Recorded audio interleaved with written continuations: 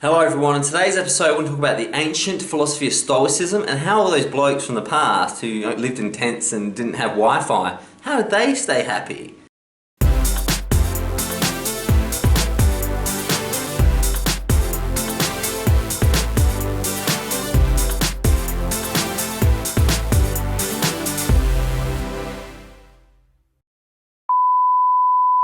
Hello everyone. As described in the intro, we're going to find out how people without Wi-Fi were happy. I know, how could anyone be happy without Wi-Fi, but it did happen. And I'm really excited to talk about Stoicism. So Stoicism was a philosophy that lasted for around 1,000 years, sort of culminating around the late Greek Golden Era up until the Roman era, and has so much to teach us today with all the conflict and strife that's going on in the world. Stoicism is such an important understanding of the world. So as always, we begin with a quote on the subject, and that quote is, "Not to live as if you had endless years ahead of you. Death overshadows you. While you're alive and able, be good." Marcus Aurelius Meditations. My homeboy, Marcus Aurelius. The last good emperor of Rome. There's 4 good emperors of Rome. Homeboy Marcus was one. I consider him the best emperor. This was a bloke who had unlimited power and unlimited wealth and used to kick it in a tent, lying on the ground with his mates, going on campaign. Fair enough, like he wasn't the nicest bloke in the world. He had to do what he had to do, and as the leader of Rome, he had to lead campaigns, fights, wars, murder, politically sanctioned murder, which is always, every war is a politically sanctioned, murderous, serial killing event, no matter what the dudes in the $5,000 suits tell you. And he really knew how to be happy. He lived a life like he could have chosen a debaucherous life. For example, Nero, who was a was also an emperor, decided to be a moron and make his horse a general and burn down Rome and blame it on the Christians, maybe. But Marcus Aurelius didn't. He found happiness outside of material things, and we can look to these blokes and learn a lot. So, what's my personal story regarding this? Well, I thought that the way we see the world right now, which is we all need to just find our happiness and run out and do things and chase bliss and really accept and push away pain and don't accept anything negative into our life. I thought that was the way things always were. The Romanticist movement, which really started probably 1800, it started by some incredibly Keats, Byron, Shelley, the amazing European poets at the time. I can't forget Wordsworth and in that as well. That would be remiss of me. But the Romanticist movement, which is basically follow your passions, follow your heart, reject any negativity, is just a philosophical movement in the last 200 years.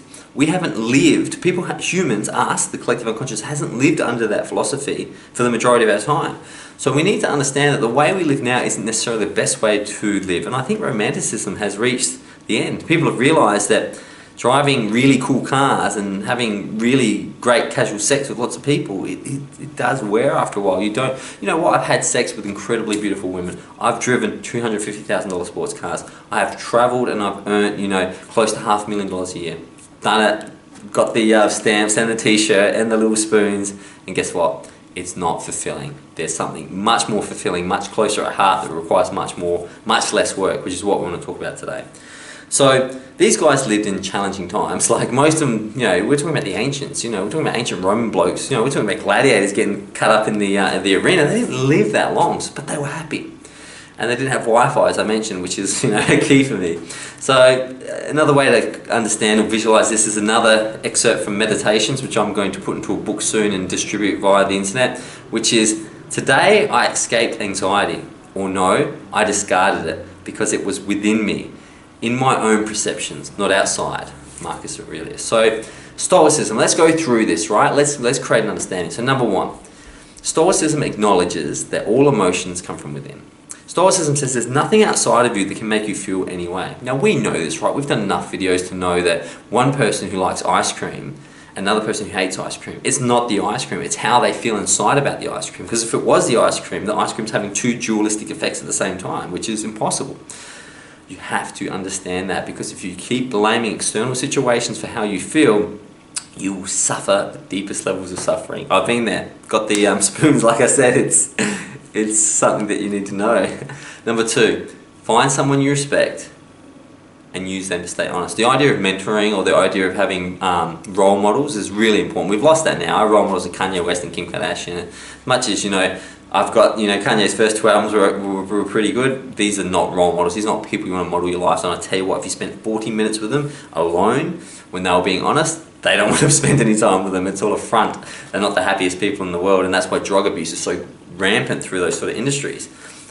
Find someone who is living the life for real and then learn from them. It's something that's just disappeared from our culture, which is a problem. Number 3, recognize there is life after failure. This is so big for Stoics. They understand that the more failures, the closer you are to what you need, and recognize that no matter how much you think this failure is the end of the world, it's just not the end of the world. That's just a thought. 4, read purposefully and apply your knowledge. So the Stoics brought about an application of knowledge. So during the golden era of Greece, you had Pythagoras and Euclides and all these dudes, man. They were smarter than, their fingernails were smarter than me. However, they spent a lot of time just thinking abstract thoughts, mathematical concepts, geometry, trigonometry, all this sort of gear. But they didn't apply a lot of it. So Stoicism is all about learn what you have to learn, but apply it. There's no better time to act than now.